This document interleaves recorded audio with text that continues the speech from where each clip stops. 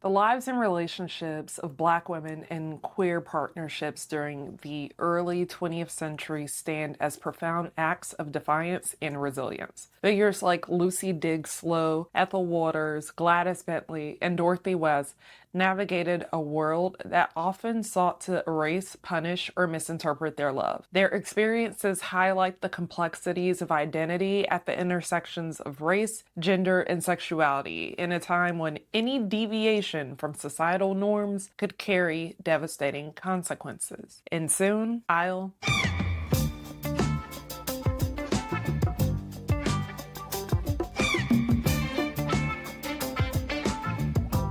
Happy Women's History Month, and welcome to another episode of I'll Tell You What, the podcast that's all love Black history. I'm Ashley, your favorite raconteuse that shares these stories with you every single Monday. I have so many thank yous. Thank you for watching on the Tube of You, and thank you for listening wherever you get your podcast. And if you've recently left a podcast review like Kennedy Garrett did, thank you. And if you've joined us on Patreon like Elise, M, Stephanie, Candace, Monet, and EC, thank you. All of your support means the world to me. And with the start of Women's History Month, I felt it only made sense to look at the reality Black queer women faced in the early 1900s, as they are so frequently ignored in Black history reflections. So with that being said, let's start with the story of Lucy Diggs Slowe.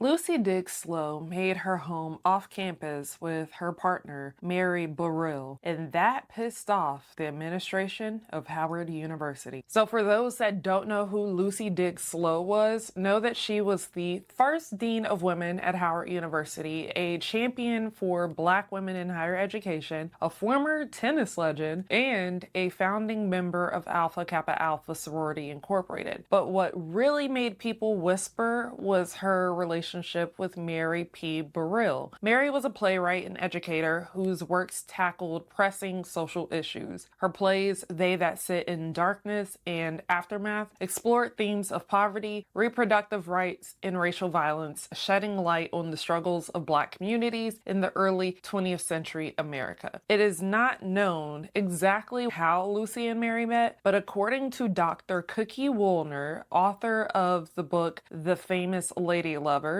they lived together, quote, 2 miles from her work in a beautiful house on Kearney Street, where they regularly welcomed female Howard students and entertained friends and guests. She also went on to write that, quote, despite the fact that Slowe and Burrill had a close relationship for 25 years, there's very little extant evidence that suggests it was explicitly sexual or romantic. But what is clear is that they were intimate friends, roommates, and life partners. But when Lucy was offered the role of Dean of Women at her alma mater in 1922, she accepted under the condition that she would not have to move on campus. She wanted the women on campus to seek that autonomy for themselves as well, and wanted to be an example. She also wanted her own space so she could have a life outside of work. This feeds into the concept of, quote, culture of dissemblance that historian Darlene Clark Hine introduced. According to Professor Margaret Smith Croco and Dr. Callie L. Waite,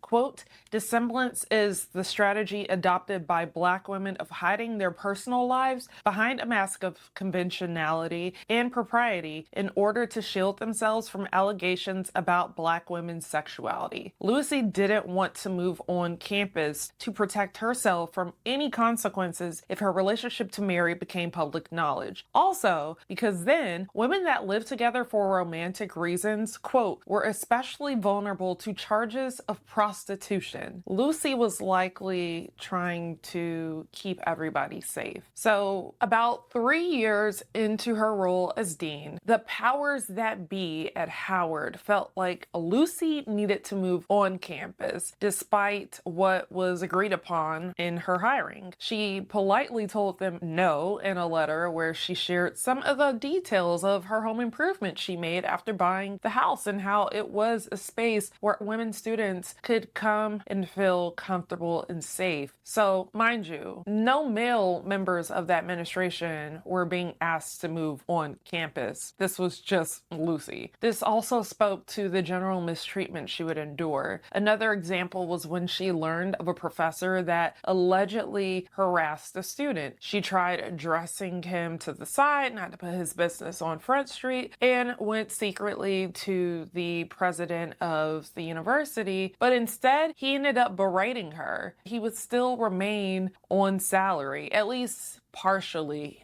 but still, he was getting paid despite what he did to one of the students. This contributed to the worsening of, quote, Slowe's relationships with male administrators, as protecting themselves clearly meant more than protecting their students. Regardless, she pushed back and stayed at her home with Mary, and after she passed away in 1937, Mary, quote, responded to a sympathy letter from Howard University's trustees by telling them they had taken Slowe for granted during her time at the institution. She simply wasn't about to play about hers. You had the wrong one that day, and the next one too. Now let's move to another couple in Black queer history, the two Ethels. You know who I'm talking about?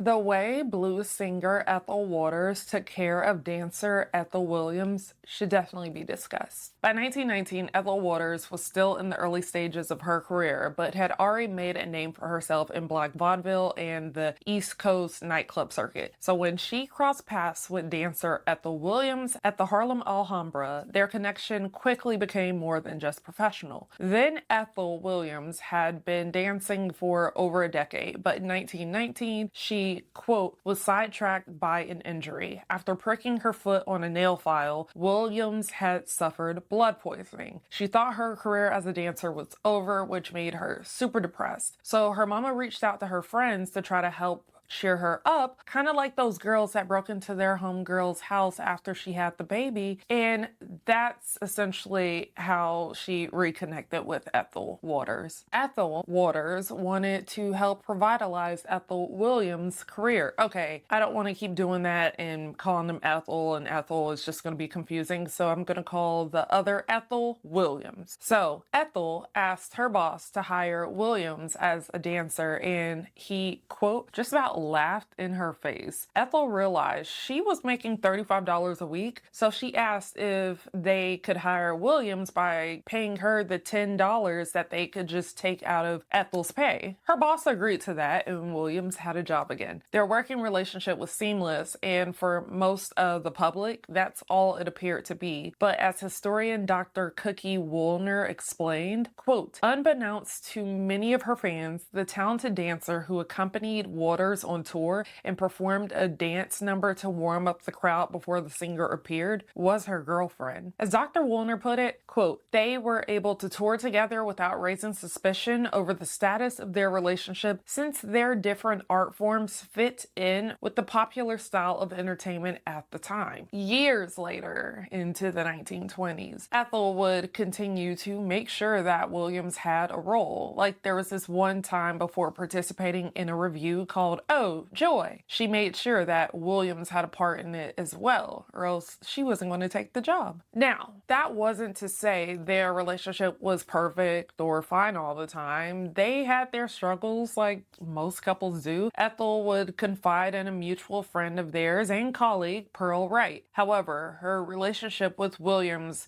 would last into the 1920s, but at some point they would both move on. According to the biographer Donald Bogle of the biography Heat Wave, The Life and Career of Ethel Waters, quote, both women remained fluid and flexible in their relationship and their sexuality. This would excuse the relationships they entered and engaged in while still entertaining each other. Eventually, Williams would marry Clarence Dotson, who is a dancer, and Ethel would marry a man named Clyde Edwards Matthews. Despite the fact that they didn't remain together for the rest of their lives, their relationship should remind us of the selflessness that can exist within committed partnerships.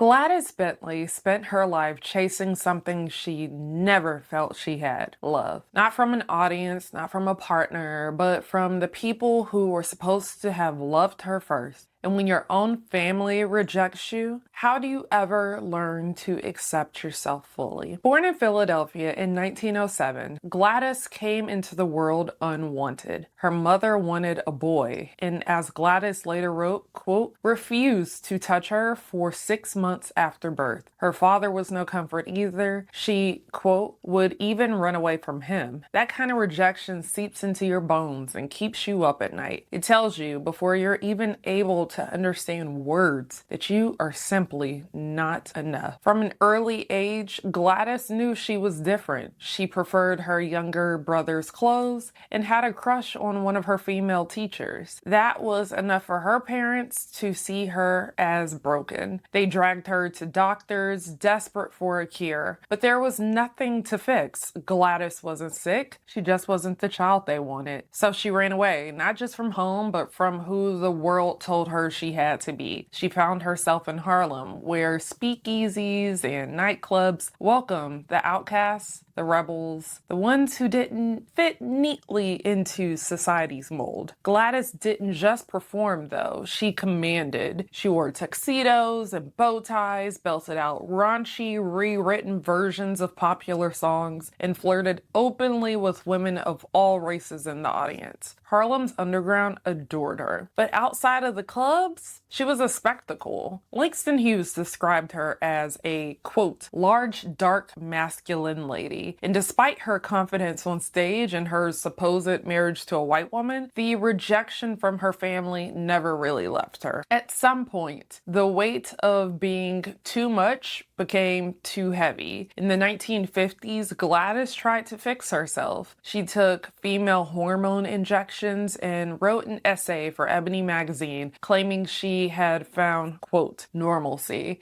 through the love of a man, a sailor named Don. Quote, for the first time in my life, I experienced pure, unselfish love. She married him, or so she said. I don't know if that really happened because historians never found proof Don even existed, but that doesn't mean he didn't. By 1952, she had supposedly married twice more, but none of those unions seemed to last. She spent her final years trying to rebrand herself, seeking religion, even attempting to become an ordained minister. But truly, do you think she was ever happy? Gladys Bentley was a woman who fought for love, but maybe the greatest tragedy of her life is that she never seemed to believe she deserved it.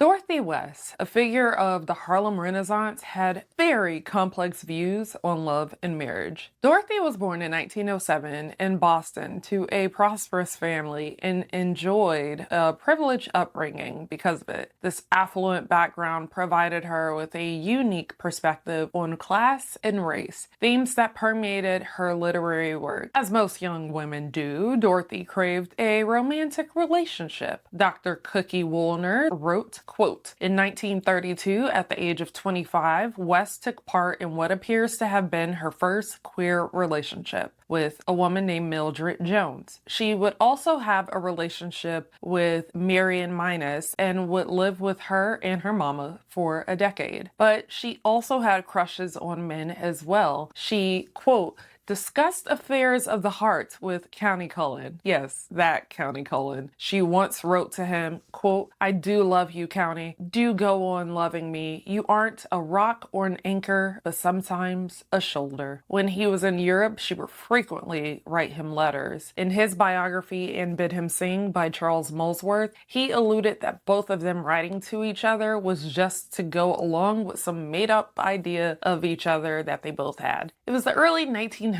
equivalent of texting just to text, basically. She briefly had feelings for Bruce Richard Nugent, a known gay writer and artist of the Harlem Renaissance, but perhaps the one she had the strongest feelings for was Langston Hughes. She told him, quote, I never stopped loving you, not for one moment. And she proposed to him. Yes, you heard that right. Dorothy West proposed to Langston Hughes. She wanted Langston to, quote, provide her with a baby, and promised she wanted nothing more from him, but her desired arrangement never took place. You might be wondering if Dorothy knew that County, Bruce, and Langston were queer too. Dr. Woolner wrote, quote, "Coming from a conservative background, she likely looked down on either having a child out of wedlock or getting a divorce, preferring instead to marry a man whose knowledge of her queer affairs would not destroy their union. Because she didn't end up with that heteronormative pairing, she never had a child, something those closest to her knew she low-key desired." So why didn't Dorothy settle for marriage, even if it was going to be a lavender marriage? Likely, Dorothy's decision to remain unmarried underscores her desire for autonomy. She once remarked, quote, "I did not want to get married and have to nurse a man because I've seen that. The man becomes the woman's child." This perspective reveals her resistance to traditional marital roles that often demanded women to sacrifice their independence because the man is an imbecile that can't and won't do for himself. All in all, while Dorothy experienced a mixture of limerence and long-term partnerships, she never fully settled, showing that her independence was more important than the benefits that came with the constructs of marriage.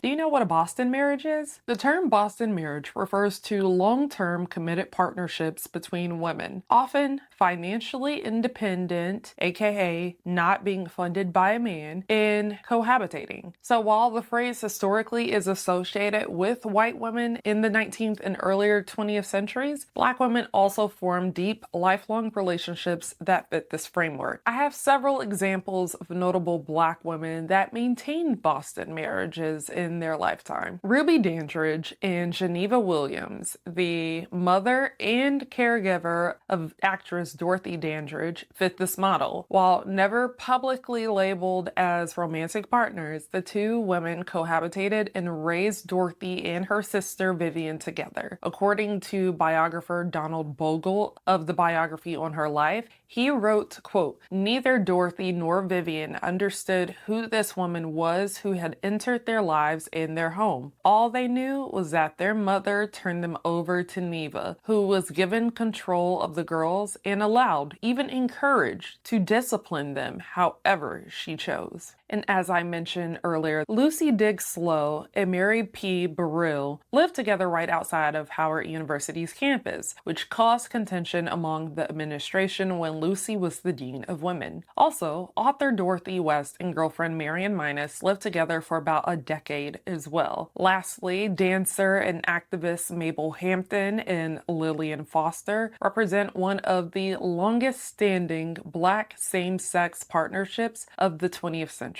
Together for 46 years and lived together for 35, they embody the essence of a Boston marriage. Though Boston marriage is often presented as non-sexual companionships, any public acknowledgement of romantic or sexual intimacy could result in severe legal and social consequences, especially for Black women. According to Dr. Cookie Woolner in the Black Church, leaders like Reverend James M. Gates and Reverend Adam Clayton Powell Jr. would preach against lesbians and queerness, despite the very open secret that Powell was cheating on every single wife that he'd had, allegedly. Beyond that, sodomy laws and, quote, crimes against nature statutes were enforced in many states, criminalizing same-sex relationships. Even if a relationship was not explicitly proven to be sexual, the mere suspicion of homosexuality could lead to arrest and incarceration, institutionalization, job loss and financial ruin, and or violence. Despite these risks, many women maintain their partnerships in secrecy, relying on coded language, private letters, intimate gatherings, and shared finances to sustain their relationships. For many, these relationships were only disclosed to those closest to them that were trusted confidants, and a lot of times queer as well. There was just too much at risk otherwise. Their stories reveal not just love, but the resilience in a world that sought to erase them.